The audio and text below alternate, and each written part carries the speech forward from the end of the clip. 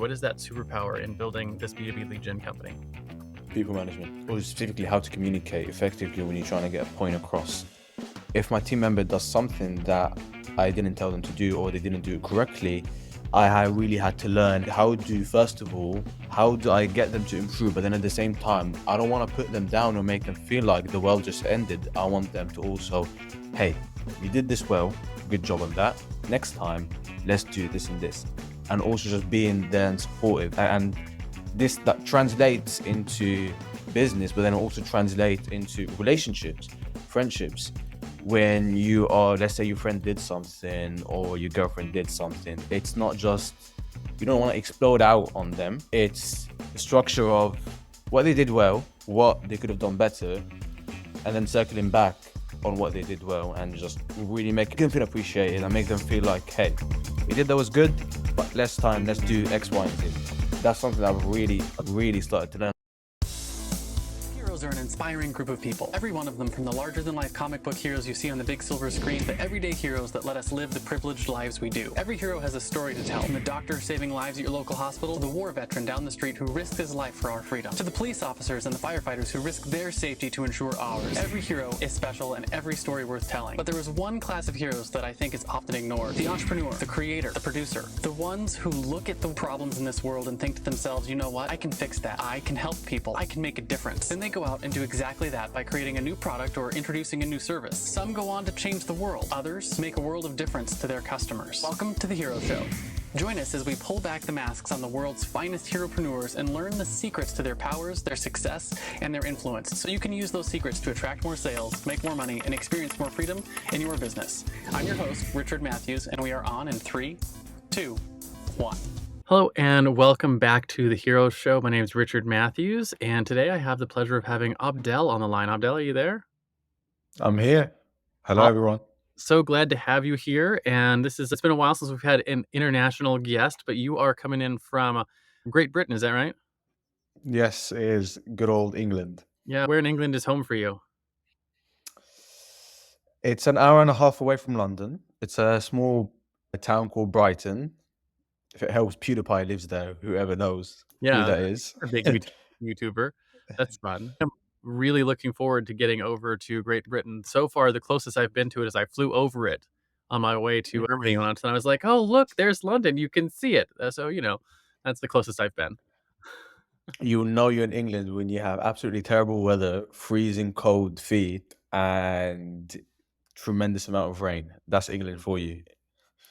That sounds good. And so what I want to do before we get too far in this interview is I want to go over a brief introduction of who you are, and then we'll dive right into your story. So Abdel is the owner of a B2B lead generation company, Xanaver, that specializes in acquiring sales opportunities through cold email on a pay-per-qualified sales opportunity basis. Been doing this since 2023, and so far I've generated hundreds of calls for clients and hundreds of thousands in pipeline revenue. Born and raised in Egypt and moved to the UK in 2015 with your family, fluent in Arabic, and first discovered entrepreneurship when you were 18 years old, trying to find another pathway than the traditional jobs, doctor, lawyer, dentist, that kind of stuff that your culture praises. And ever since have found much more fulfillment and enjoyment as an entrepreneur, which I think is really cool. And one of the reasons why we invited you onto the show, we actually work with you with Push Button Podcasts, which is our company, and you help deliver leads and stuff for us. And what's amazing to me is you're running this company, you're running Xanaver while attending university. Is that correct? Yep, that's absolutely correct. I'm a pharmacy student at university. So just out of curiosity, which one's more fun, pharmacy student work or your entrepreneurship work? What do you think? Well, someone who has done that as well. I ran a photography business when I was in college. That's how I paid my way through college, was with my camera. I enjoyed the photography work way more than the school work. No, it's the entrepreneurship aspects of things is I get a lot more fulfillment out of. Specifically, when I see my clients winning and I'm having an impact on their business, or like, hey, Abdel, we just closed so and so that you brought, and I'm like, yes. You don't get the same feeling when a lecturer is talking about biology or how cells work. You just sit there and think, it's not the same. It's not comparable. You caught the bug, the entrepreneurship bug, right? And I was like, the world should absolutely praise the people who are doing your pharmacy work and the other things, all the things that you have to have college degrees for. We need all of that stuff. But for those crazy people like you and I, for whom, that stuff is boring and the risk and everything that's associated and the fun that's associated with running a business, it's a different world for sure.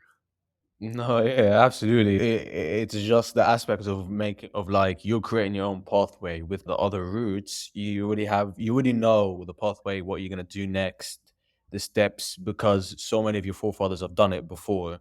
You know how it goes. With this kind of entrepreneurship, building a company, you're obviously planning and you do this strategically and logically, but then it's always in the back of your mind of what can we do next?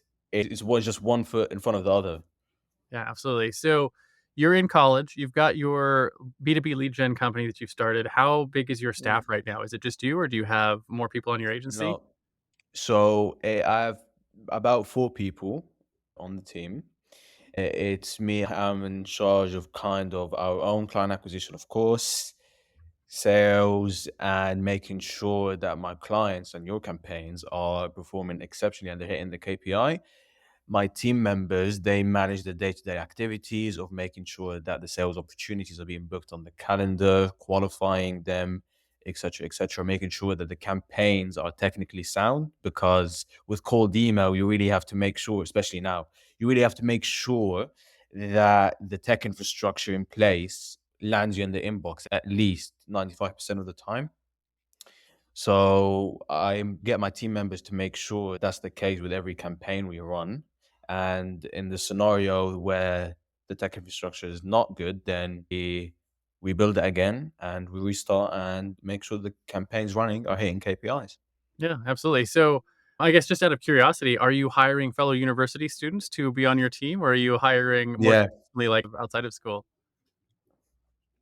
that's a good question. To be honest, when I'm looking for a role or I'm looking when I'm hiring, it's not it's obvious it's if they're young like me and they're looking for opportunity and I can smell to put it in the hustler in them, then absolutely I would hire them.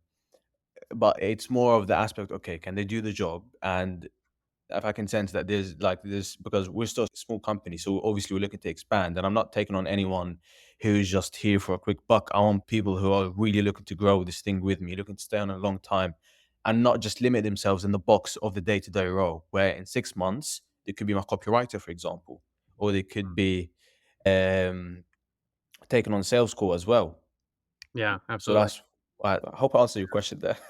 You're looking for other hustlers like yourself to help grow the company, which is cool, and it's Yeah. smart to be doing that while you're in school, because you still have school is and whatever you're training for is always a good backup as you're learning and growing your first company. So what I wanna get into is your origin story, right? Every Mm. comic book hero has an origin story. It's the thing that made them into the hero they are today. We wanna hear that story. Were you born a hero, or were you bit by a radioactive spider that made you wanted to start a company while you're in college?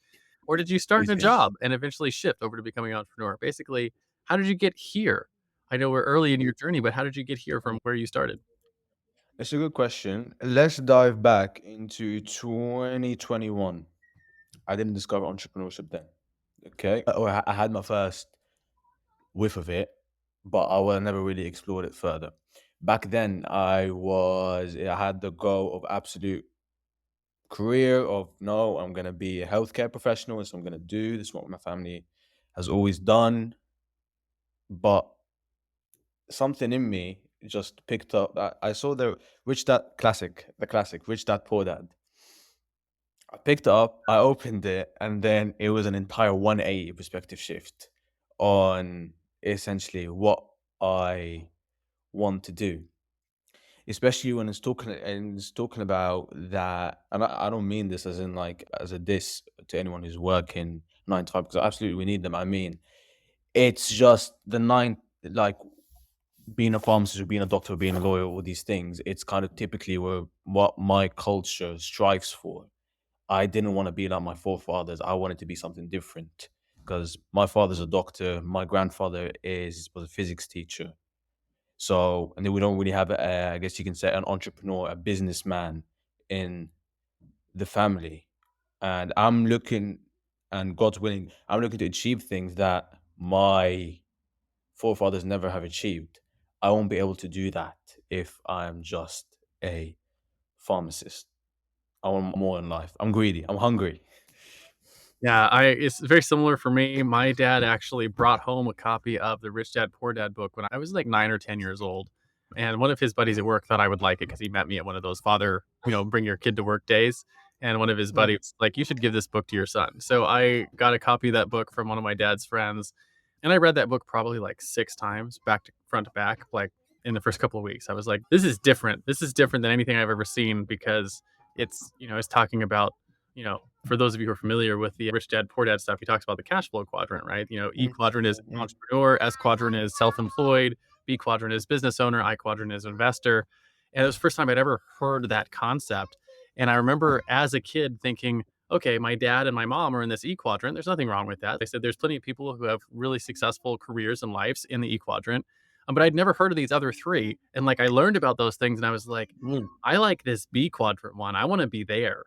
And because he talks a lot about building systems and then a system that runs itself, and then just the scale of value, right? Because as Mhm, an employee, your scale of value has a lot to do with like how many people you can serve, right? And for most businesses, you're serving, or as an employee or a small business, like a doctor or a lawyer, you're serving just a small subset of people. But with a business, you can scale that value out, right, to your team, where you're serving thousands or tens of thousands or hundreds of thousands, or in the terms of like really big businesses like say Apple or Microsoft, billions of people, right? mhm. You can scale that value significantly more in those spaces.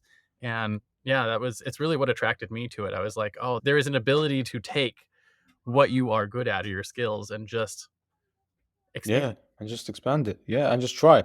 And I read that, and then obviously I was started reading Millionaire Fastlane, and then got into the sales books by Jordan Belfort, and started reading, and then Alex Ramosi, and then all these things. And I thought, well, I'm young. I c What's the worst thing that can happen? There's only upside here. There's no downside. If you Absolutely. truly think about it, there's no. I have no mortgage to pay. I have no family I need to feed. There's only so much potential here. And in the case that, God forbid, it doesn't work out, I'll be back to where I was, which is, it's not exactly a bad place, is it? Yeah. So it's only Like, the upside. So why not just try? different. Right, it's definitely different, like, for my life, and, I got 4 kids and a wife and a whole lifestyle to, like, keep going, so I have to you know, it's a different game if you're trying to start it later in life, but, starting in college, that kind of stuff, you're absolutely right. You have just upside potential, so why not? Why Mm. not take the risk? Why not see what you're capable of? Why not push the boundaries a little bit and see if you can get a different set of results? Yeah, no, I mean, what's the downside? I miss out on the college parties. I don't go out with my friends when they go to the pub or anything like that. I'm not into these things anyway. So it was truly only upside for me. So I thought, screw it, man. Let's do it. Yeah, yeah, I was the same way. That's And why here I we are. started my business in college. I don't take this as advice if you're in college or yourself, but I did drop out of college and 3.5 years in. I only had like man, I had like 6 weeks left to get my bachelor's degree, and I was just like, Really? yeah, I'm like, I just don't care because You reached the finish line. I didn't cross the finish line, and I could have had a bachelor's, but instead I just have an what do they call it, a associate's degree. So I have an associate's Mm, degree from college, and even though I have almost all of the credits to get a bachelor's degree, I probably should at some point finish it, but I didn't want to. I was like, I have this business that I'm running, and I want to do that, so I did. So, anyways, all I'm just saying is I understand. Been there, done mhm. that, have that T-shirt. It's a worthwhile game to play, I think, anyways. So, Yeah, yeah, no, yeah, for sure. Only so upside. my next question for you then is your superpowers, right? Every iconic hero has a superpower, whether that's a fancy flying suit or, made by their genius intellect, or super strength or the ability to call down thunder from the sky. In the real world, heroes have what I call a zone of genius, which is either a skill or a set of skills that they were born with or they developed over the course of their career that energize all their other skills.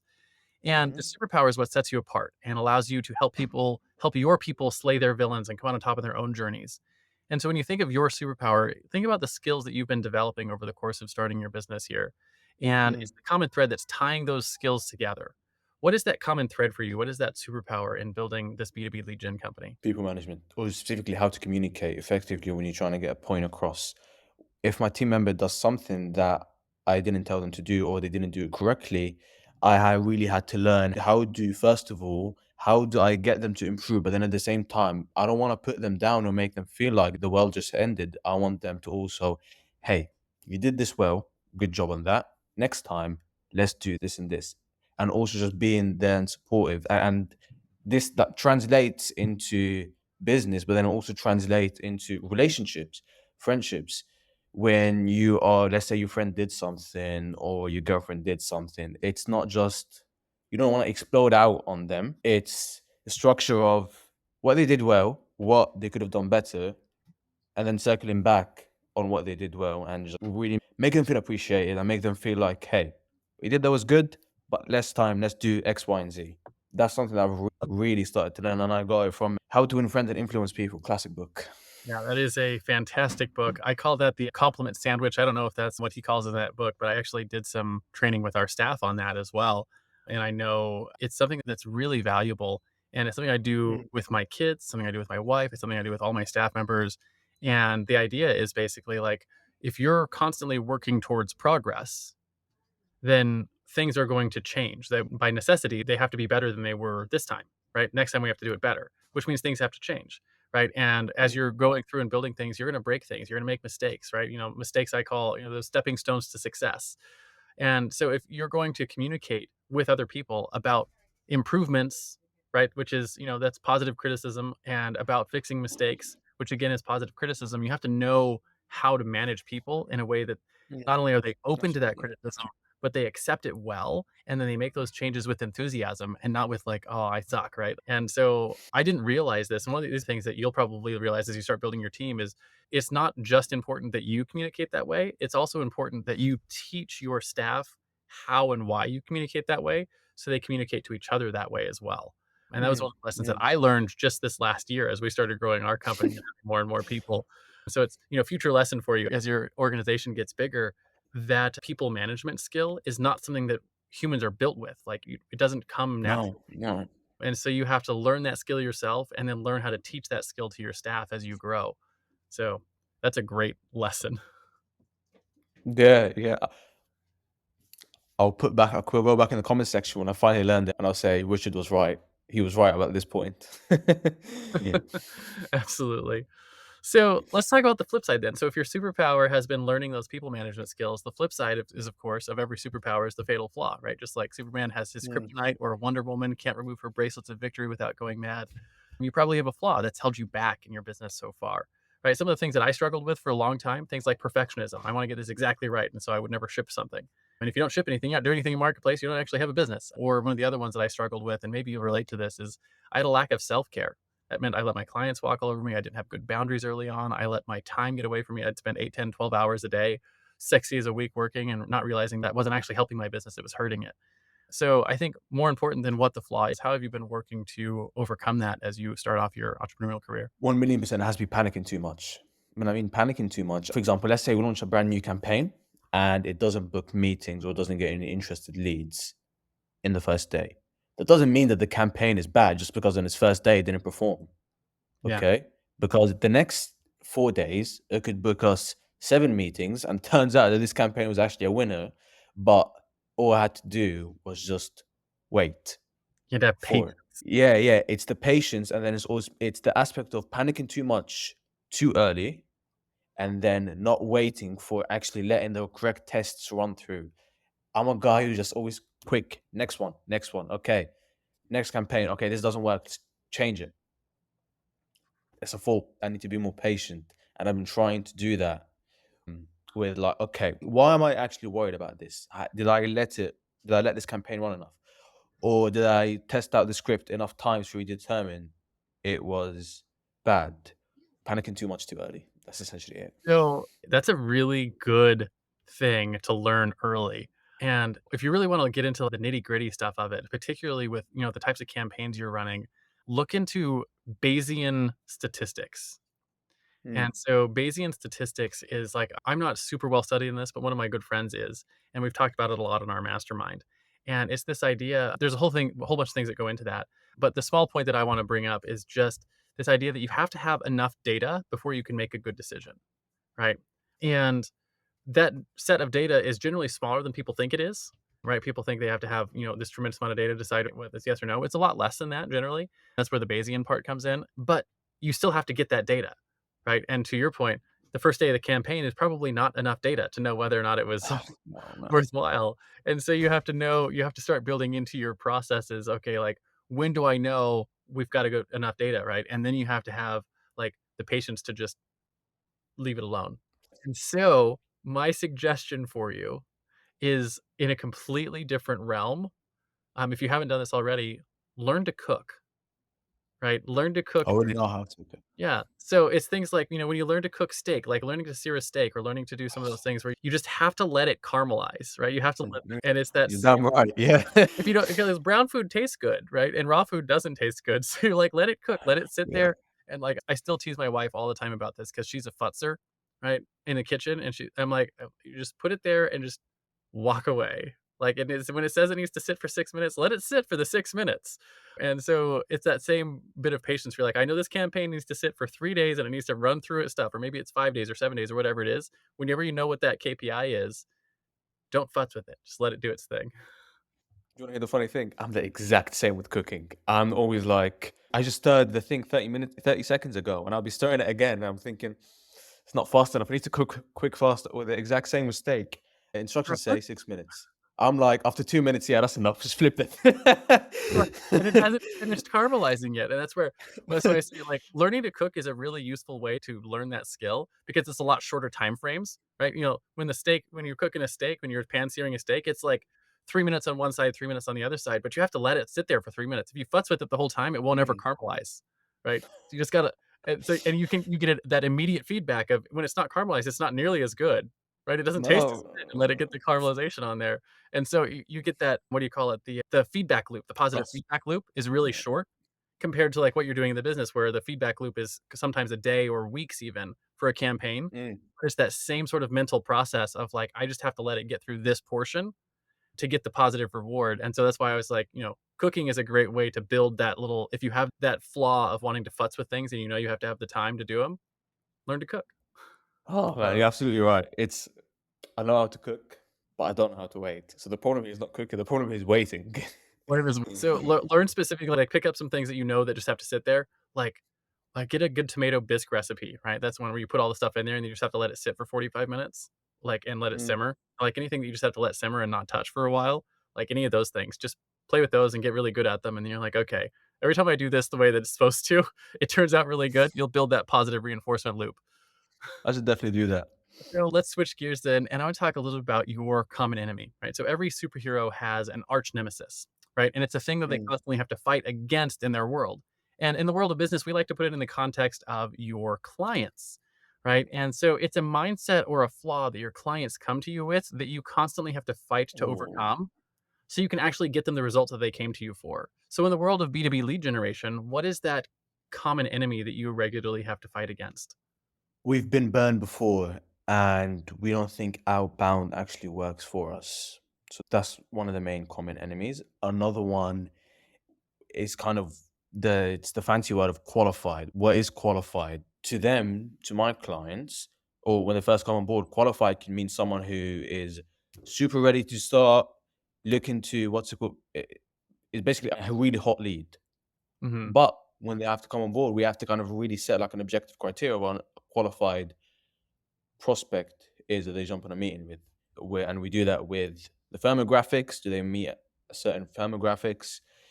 They know the offering and they show up for the call. To us, that is the kind of the objective criteria of making sure we know what we're talking about when we say the word qualified.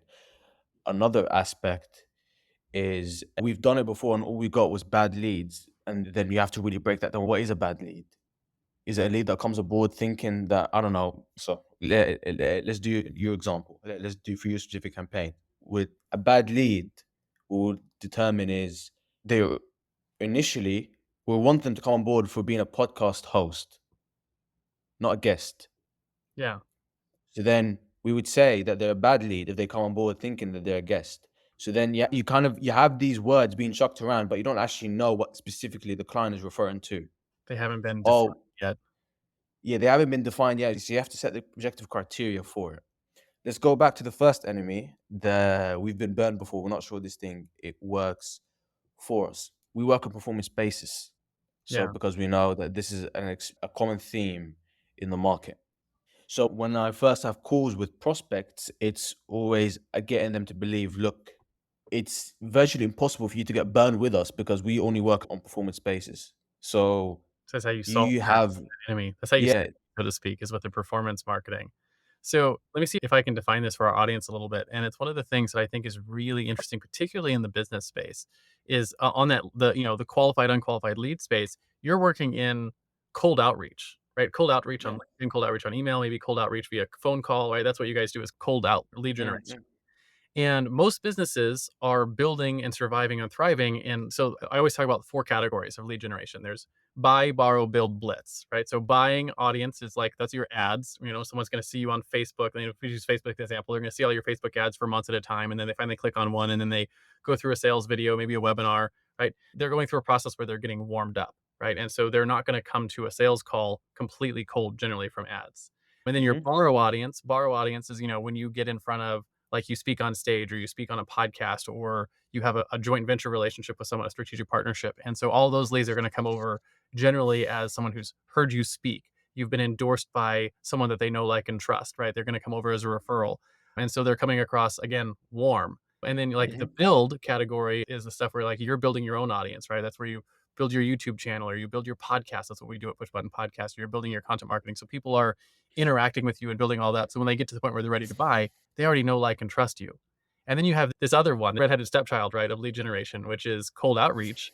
And mm. the cold outreach is the kind of thing that you can dial up as much as you want, but every person who's going to come across is going to come across cold, right? They don't know you, like you, trust you at this point. It's a cold Absolutely. call, which generally means that warming up process is going to happen after the sales call. It's going to happen in the follow up, and it's going to happen in how you handle the sales call and how you handle the follow ups with that person. And your actual, like, sales journey with that person is going to be longer from first contact to closed sale than it would be in Mhm. almost any of the other categories. And so, since most businesses are used to those first 3 categories, they get into this cold outreach category and they realize this is different. And they're like, these are bad leads. And you're like, no, they're not. Yeah. They're just different leads. And so your business has to be set up to understand how you work with leads that are in this category. And so I don't know if that helps, but, like, just for our audience to frame Mm. this discussion that you're talking about. No, thanks for clearing up because that's absolutely correct. Like when we bring them the calls, of course, and they say to us, "Oh, they haven't turned into business. Why is that?" I say to them, "Well, it's the first interaction with you. They don't know anything about your company. You're asking them to spend $6,000 initially on that first call when they don't know anything about your company. Of course, it's going to take some time. You're building the relationships here, but hey, that relationship that you're asking them to spend 6,000 with on, let's say you do close them, that could turn into 48,000. Just whether it's to lifetime or the referrals they bring you. So just be patient here, Yeah. okay? The sales process, especially the higher the ticket, the higher the sales process is, of course, Yeah. and especially if it's a big company that you're trying to close. Yeah. So with cold, you have to do the like you perfectly said, the nurturing happens after the sales call and the warming up process. So it's a multiple follow-up calls, multiple checking calls to see where they're at, and just making sure that you have really good systems at the back end to make sure that every lead that is brought to you via cold outbound is getting the full attention it deserves to make sure that it has the highest possibility of converting. Yeah. Right. Well, I can give, our audience, I can give them a pretty good idea because, we've got leads coming in from all 4 of these categories. The first 3 categories, our sales journey, anywhere from 1 to 3 weeks. Right? Mm. From first interaction, like, from sales call to close. The shortest one is obviously referrals. A lot of times referrals will be like single call close kind of thing. You get on and talk to them like, "Yep, Yeah. we're ready to go," and they'll just give you money right then. Right? That's in that borrow category, right? If you're in that borrow category, that's like the shortest sales thing. In the cold outreach, it's 3 months, right? Yeah. It's 3 months. So, like, 3 weeks to 3 months, it's a big difference. And so when you get into this world, you have to have your business set up to be able to handle those things, right? Be able to, how do Mm. you what do your follow-up systems look like? And I would imagine as a cold outreach company, that's one of the things that you probably have to either do education on or help people with. Maybe there's some service delivery options in there for you to, do Absolutely, absolutely. and whatnot. Because I would imagine a lot of people who are getting into the cold outreach space don't even know that it's a different sales cycle when you get into cold. Yeah, it's a different sales cycle. On that first call, you have to absolutely make sure that they trust you because you'll never see that person again if you two don't get on well on that first sales Yeah. call from cold outbound. With referrals, you two might flirt back and forwards about the partnership, to put it in relationship terms. But eventually this client will close. Okay, Yeah. if it's from a warm source, but from cold, if you All don't of make a good impression on the first call, you can say goodbye to that one. and Yeah. just take the loss and move on. So, I don't know if this is helpful or not, but hopefully it's helpful for someone. One of the things that we do is so we have our sales call, which is it's a strategy session, and we actually give Mm, someone strategy on the strategy call, right? So that's like which I know sometimes is unheard of. People get on sales calls and they just get pitched to, and I'm like, no, we actually help deliver a strategy for them and how they can use, in our case, podcasting to build their company, right? So they get a positive interaction on the sales call, and then on the back end, we have several different other follow up calls that we already have just built into our follow-up structure. So like we have something we call a content planning session, which is another 45-minute session that we'll get on with someone, whether or not they're a client, to help them like book out, all their mm, content mm, for a mm. podcast. It's another 45 minutes we can spend with them, right? And provide value to them. And then we invite them on, and this is one of the things that I know you were impressed with is we'll invite them onto our podcast, this one, the Hero Show, and we'll talk Mhm. about their business and build those kind of things. And so like those are just two, but like so that's our we got our sales call and then at least two 45-minute calls that are all value driven that are helping to warm up that relationship. They're part of that post-sales call follow-up to help build those relationships, right? And that's where I think particularly with cold lead, that can be really powerful is if you have Yeah, it's and even before the sales call, you have to make sure that you're delivering as much value as possible, whether it's sending over a 2-minute lead magnet video oh, on that's how right. you helped someone. We have that so Yeah, we've got the yeah. which by the way, I know between us, I every call I get on, if they've watched that video, they're like, "That video was amazing." Right? And so it's like Mm, the first part is like they get value before the call, they get value on the call, and then we have our couple of value points after the call. So it's at mm. least 4, I call them deposits into the bank of goodwill, right? Yeah, yeah, yeah, absolutely. So that's how And we even in the first touch point, in the first email that you sent to us, or first message, or whatever, and one of the strategies we use is delivering value. So, hey Richard, I filmed a 2-minute video on how you can book 23 sales opportunities in just 5 weeks, just using cold email. Can I send it over? yeah, Delivering value. Okay. When they first, or when you're following up with them, and let's say you don't hear back from them, you deliver them value, whether it's through case studies or a quick video, a quick loom you shot for them on a certain strategy you created specifically for them. And like you said, before the sales call, after the sales call, it's just you really have to make sure that value is the North Star to try and convert that prospect from cold to closed. yeah. And so like one of the things we're working on now is we started our own podcast for push button podcasts. And each one of the episodes is it's like a how to, it's like a whole strategy session on Mm, a specific mm. aspect of podcasting. And we're going to build a whole automated follow-up structure that every week or so they're going to get another like, hey, here's a whole breakdown of another strategy that'd be useful. So we just have more excuses to follow up with them and provide value. Because we know we've got like that 3-month sales cycle. We might as well cram that 3-month sales cycle full of value so that like when they're actually like, okay, Yeah, we want to close. These guys have been nothing but providing value for us. Imagine what it's like to actually work with them, kind of thing. absolutely, absolutely. Yeah. So, and I know people should know this, right? Because if they're doing the content marketing, right, they're in that build category or they're in the Facebook ads category, they do the same thing, but because they don't see it's like pre-sale follow-up. So they're getting warmed up before the sales call. And the only difference Yeah. is with cold is you're doing all of that after the sales call. So it doesn't mean Mhm. you're a bad leader. Absolutely. You still have to put that time in, right? You still have to put that time in with someone Yeah. you know, like, and trust. The piece of the puzzle just shifted from here, being before the call, to with cold outbound being after the call. Mhm. So it still has to be done. It's just with cold, you have to do it afterwards.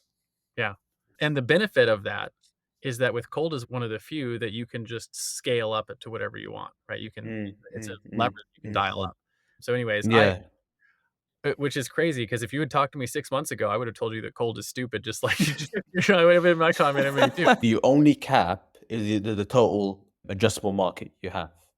That's literally You're your only cap with cold outbound. It's the most cost effective, and it's truly, and if the market's big enough, it truly becomes a numbers game of how much volume can we ram into the system to get more calls out. Obviously, you want well, to make sure you optimize a number, but ultimately, yeah, you can, if you want to be that guy, you can just blast out as much as you want, and you know that you will have a filled up calendar yeah. the next week because of that. I have had we started cold outreach in October of Mm. 2023. That was last year, right? I know what year we're on. In October of 2023, I have had at least 20 sales calls every week since then, including through the holidays. None of my other channels have been able to deliver that. and that kind of volume, right? And so Mm. the end result of that is I still close more business from the other channels just because of the what do you call it? The speed to from lead to close. But Cold. what's happening now is like the calls from October are starting to get to that close point now in January, right? And so that's just going to ramp up as we continue to move through and get more of that Mhm. stuff going. So, anyways, it's worthwhile if your business can sustain the volume over time that it's going to take to actually make that happen. And so, anyways, And I like it a lot. yeah, it's really good also if you're starting at the first my situation, you're starting out your first company, you're looking for a cost-effective way to acquire clients or customers, wherever you name it in your industry.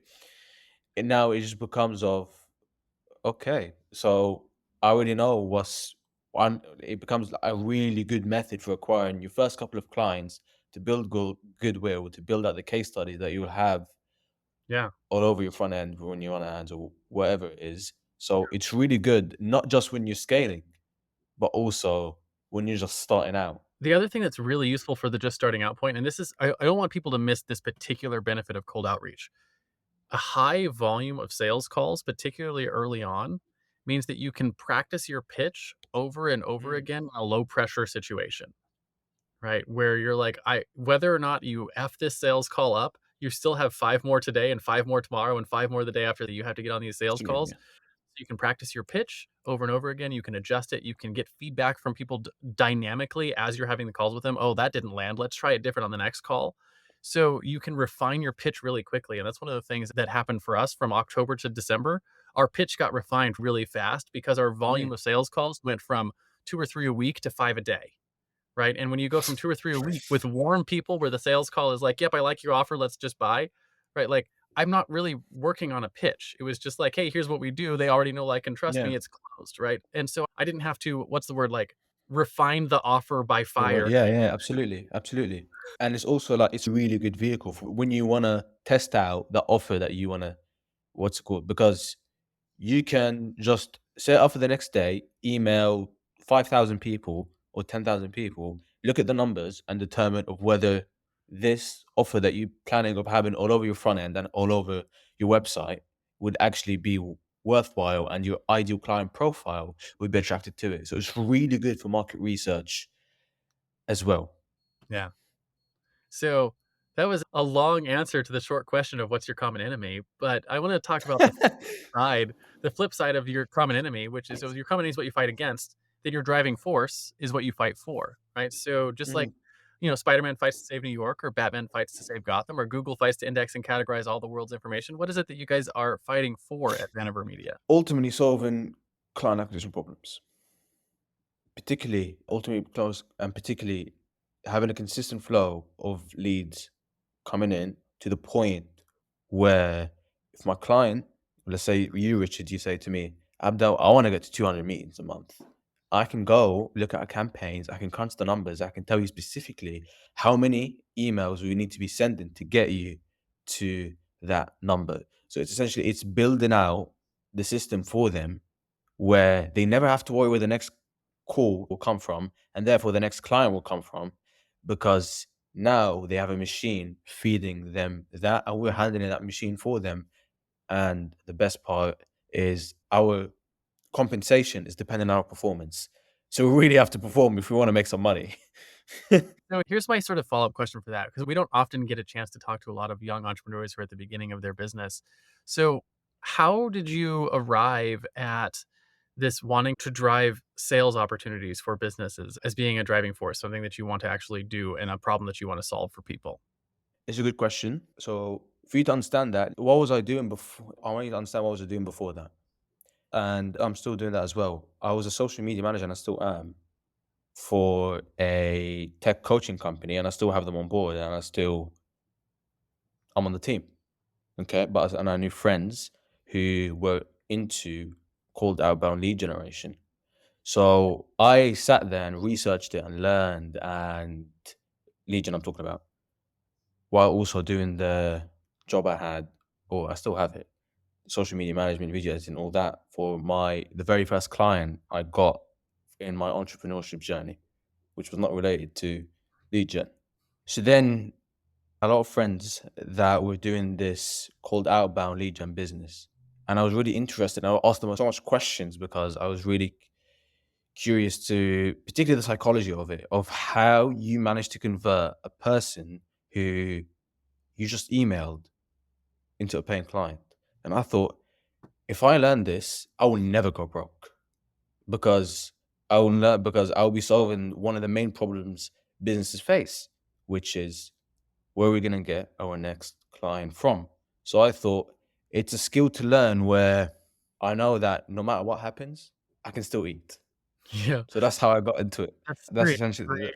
I actually got into marketing for the same reason, and Mm, so this show is called The Hero Show, and, so we talk about businesses as if they're comic book superheroes. So I have my own superhero, what would you call it? My superhero identity, right? And so my superhero identity is called The Alchemist, and The mm, Alchemist specifically because of the way I always looked at marketing was modern day marketing is like the alchemy of old. If you learn to master it, you can turn your words into gold. Right? And that psychology always really fascinated me, right? That if you string the right words together and you put them mm, in front of someone in the right order and the right time, that you can literally turn your words into gold. And like, yeah, it's the only real form of alchemy that I am aware of, where you can quite literally turn words into gold if you learn this process. And so it has mm, fascinated me for, at this point, 25 years, right? And you're just at the beginning of that process of like, this is really yeah, cool that like, if we learn this process, everyone will always have this problem. It doesn't matter what happens with social media. It doesn't matter what happens with the internet. It doesn't matter what happens, like, as long as we don't have, like, Armageddon and the race is wiped out tomorrow, like, yeah, people yeah.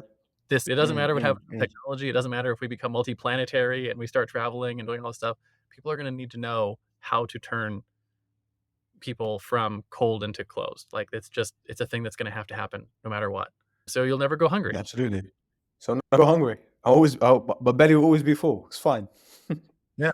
So I love that, and yeah, I had the same thought process when I started my business. So I was like, if I'm going to dedicate my life to learning a skill set, I want to dedicate it to a skill set that I know will always be useful no matter what. Right. And so, like, Mm, as compared to like maybe a skill like, shoeing horses, that might have been really valuable in the 1920s or like earlier than that. But today it's not that super valuable because how many people ride horses to work? Very few. Right. And, we might see the same thing happening nowadays with, you know, working on what do you call it? Gas engine cars, where like, at the end of their life, their effective lifespan over the next 10 to 15 years, you know, or learning to work on electric cars probably has a lot farther like lifespan to happen. But anyways, I don't that's just a thought for people on like how, why you get into something yeah, universal. yeah, yeah, absolutely. You know what? Let me tie this back to specifically what we do for our clients. Typically, this is what I did with you. Typically, the clients that we have on board, they come on board with something and I got this from a mentor, an attention capturing offer. Attention capturing is where your offer or the messaging that you put out on the front end would only resonate with the person who's looking for that specific service. Let's tie it back to podcasts. Instead of saying, hey, you're looking to start and host your own podcast, we would change that into an attention generating one Mhm. where the person doesn't really care about the service. They just care about how you're going to get there from A to B. Yeah. They care about And the result. most importantly, B. So then we would change that podcast offering into ever considered podcast for more clients. Okay. Going back here with the skill sets of even if the person is not looking specifically for someone to help them with a client acquisition, it's always good to have it regardless because it's a need, it's not a want. Absolutely. Makes a lot of sense, right? And that's where you're like, I know our campaigns have been working really well for a couple of different reasons. And maybe one of these days we'll do like a special episode and come on it. I think we're actually going to have you on our Push Button Podcasts podcast, which is, for the Push Button Podcast Absolutely. Company. And we'll talk about Love it.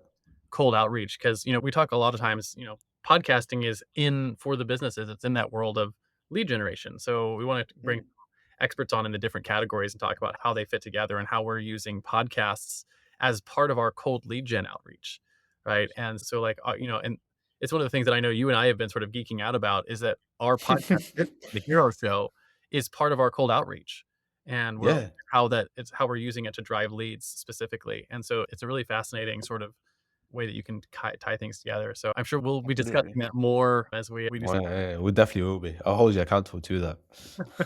So I want to flip over to a more practical portion of our show. I call this the hero's tool belt. Mm. I mean, just like every superhero has a tool belt with awesome gadgets like batarangs and web slingers and maybe magical hammers that you can spin and fly with, or laser eyes. I'm going to talk about the top one or two tools that you couldn't live without in your business. Could be anything from your notepad to your calendar to your marketing tools to something you use for your product delivery.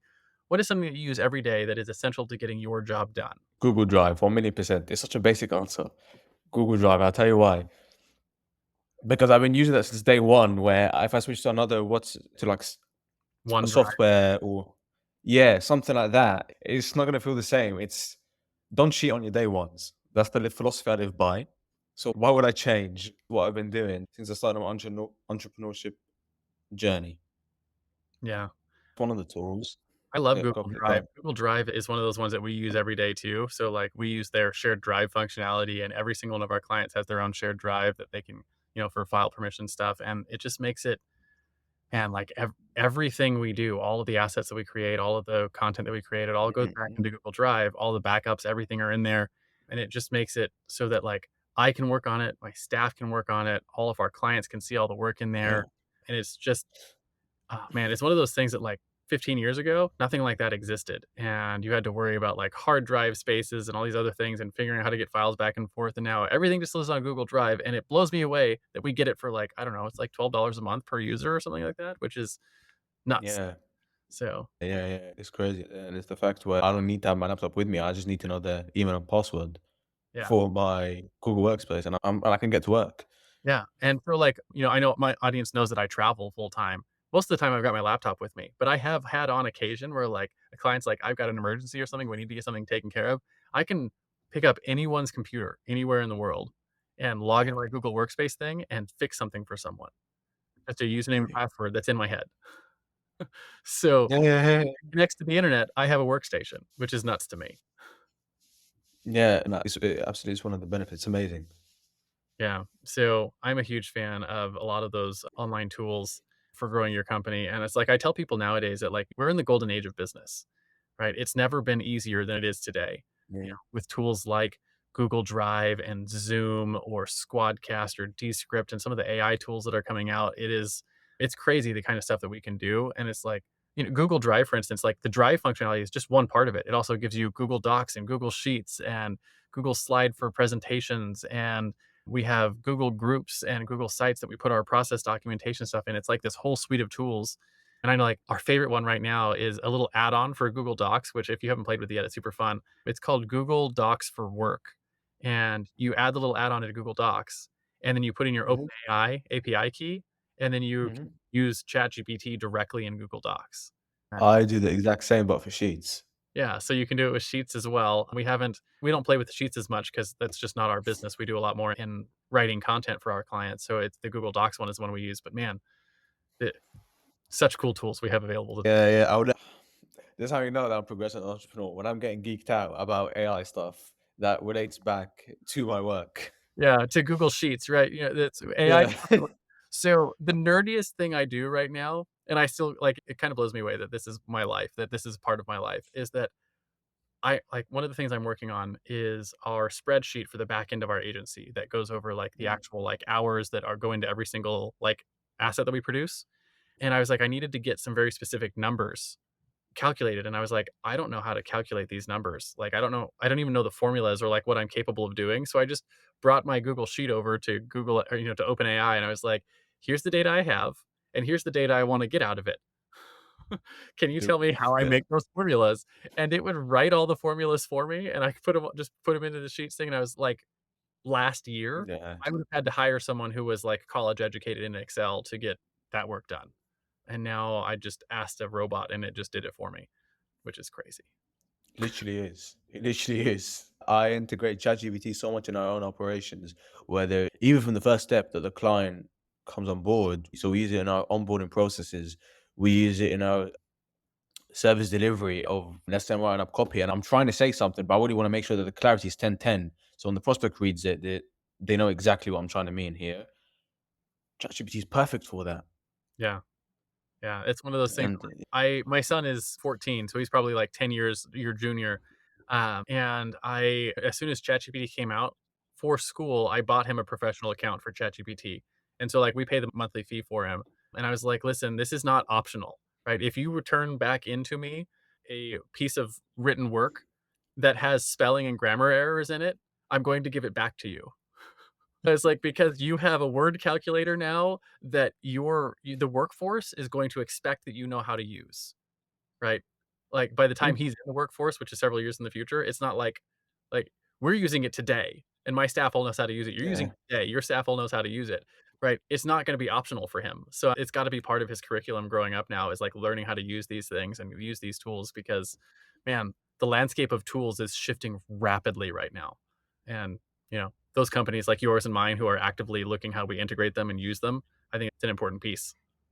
Yeah, yeah, and now it comes a puzzle of how much can I integrate this to then, whether it's to cut down costs or make sure that to reduce how long, reduce a certain process from 2 weeks to just 2 days. Mhm. Now it becomes a question of how much can I integrate this to, and in every aspect of whether it's on from the first touch point of the campaigns that we send out for our own client acquisition to then for when service delivery is being done. So it's just in all realms of a company.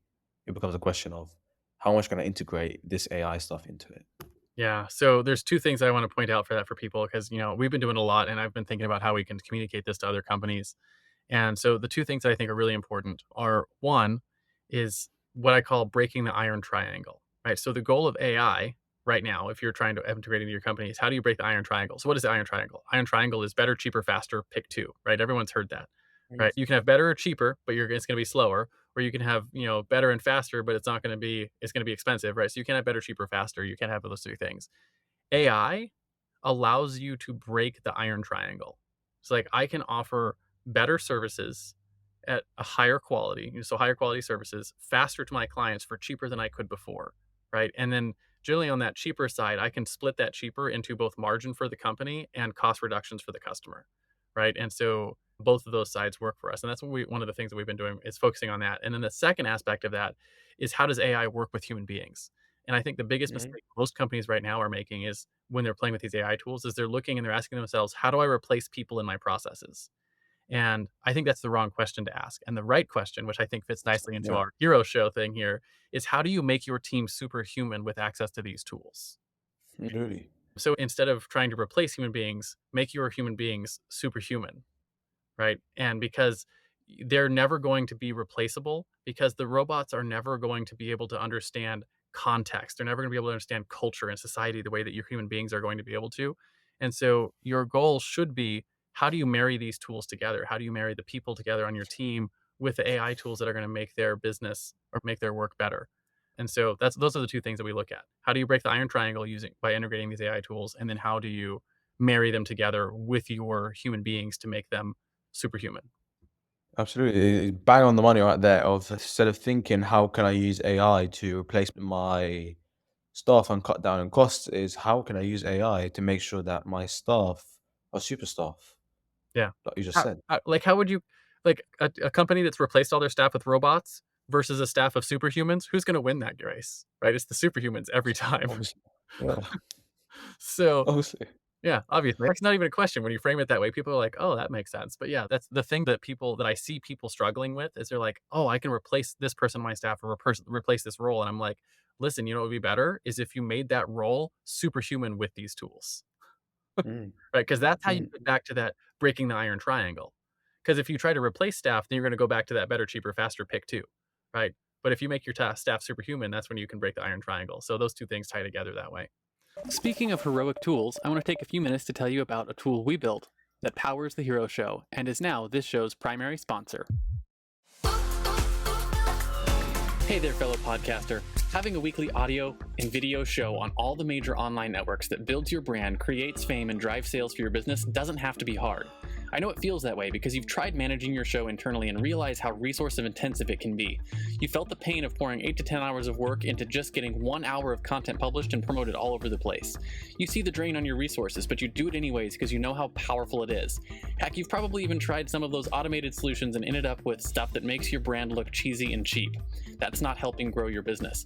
Don't give up though. The struggle ends now. Introducing Push Button Podcasts, a done-for-you service that will help you get your show out every single week without you lifting a finger after you've pushed that stop record button. We handle everything else: uploading, editing, transcribing, writing, research, graphics, publication, and promotion, all done by real humans who know, understand, and care about your brand almost as much as you do. Empowered by our own proprietary technology, our team will let you get back to doing what you love while we handle the rest. Check us out at pushbuttonpodcast.com/hero for 10% off the lifetime of your service with us, and see the power of having an audio and video podcast growing and driving micro celebrity status and business in your niche without you having to lift more than a finger to push that stop record button. Again, that's pushbuttonpodcast.com/hero. See you there. You're listening to The Hero Show, unlocking the power of influence and success. So I got one more question for you here as we come up on the end of this hour. I want to talk to you about your guiding principles, right? One of the things that makes heroes heroic is that they live by a code. For instance, Batman never kills his enemies. He only ever brings them to Arkham Asylum. So as we wrap up the interview, I want to talk about the top one, maybe two principles that you live your life by, you run your business by. What is your guiding principle? Well, I have to think about this one. I would say that especially right now, because now we found out the really kind of companies that we really like to work with, is I wouldn't take on board someone unless I have absolute confidence I can help them. It's not even for the sake of, yeah, sure, I close them, the money's nice, but they may not even get value out of my service or out of a partnership.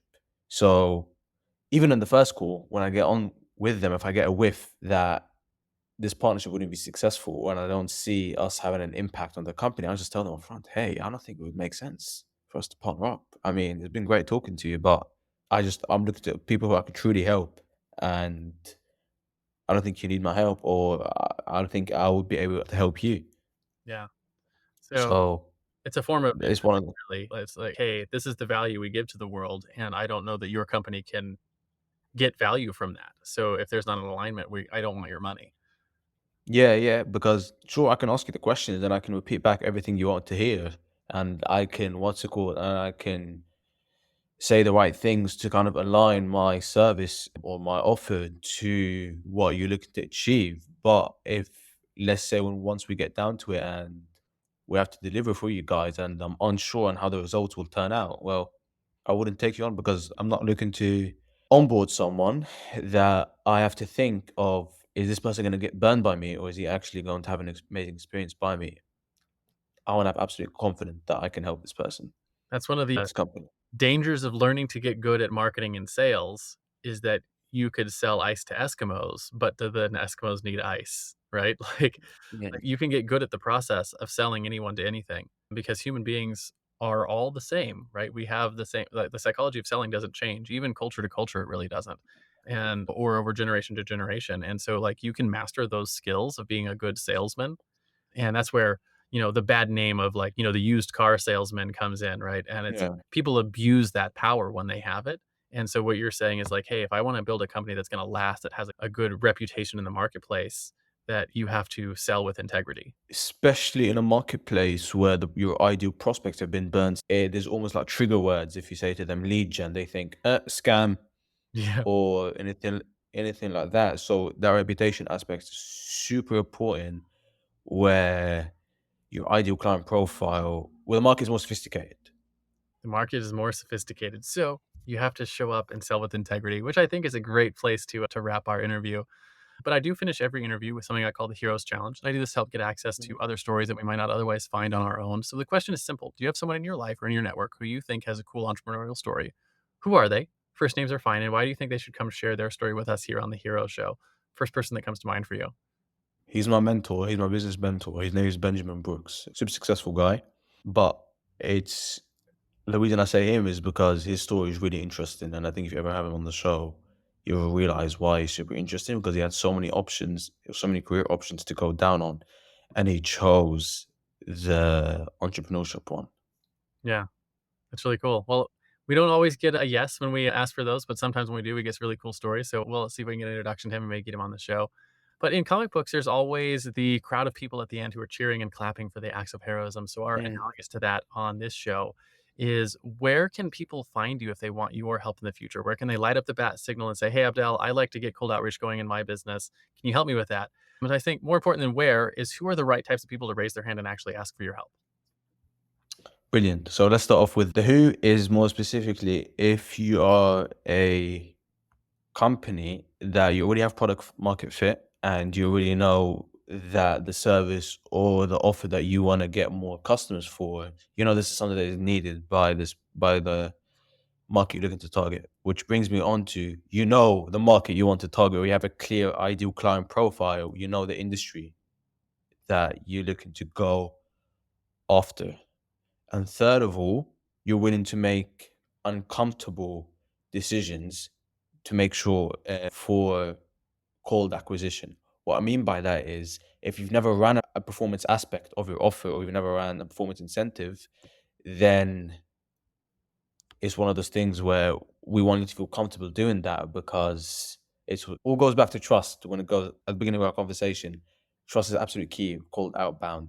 And adding something like a performance incentive helps with that. So a company who's looking has product market fit, they know the market they want to go after, and they're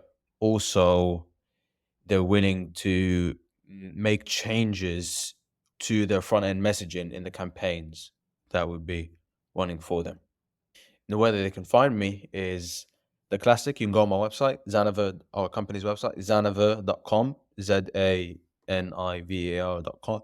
My LinkedIn, Abdel Shafik. If you want to shoot me a message or you want some more advice on how you can get better results out of your outbound campaign or how you can get started on one. And I also have a YouTube channel, Abdel Shafik.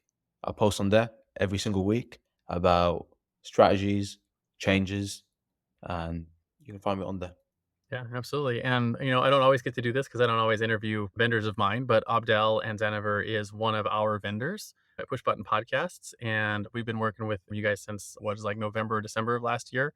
And Yeah. we've already got, I told you, we have the longer sales close cycle. We've already started closing some of our sales, and some of them are big strategic partner type stuff. And it's going to, I think this year, going to be a humongous portion of our leads that turn into sales are going to come from cold outreach, whether that's LinkedIn or email. And I know Abdel and I are already talking about different ways we can add cold outreach to our business. So I can't recommend cold outreach enough. And then in that world, Abdel has been fantastic to work with him and his organization. So definitely take a chance Thank you. on them and reach out to them for that.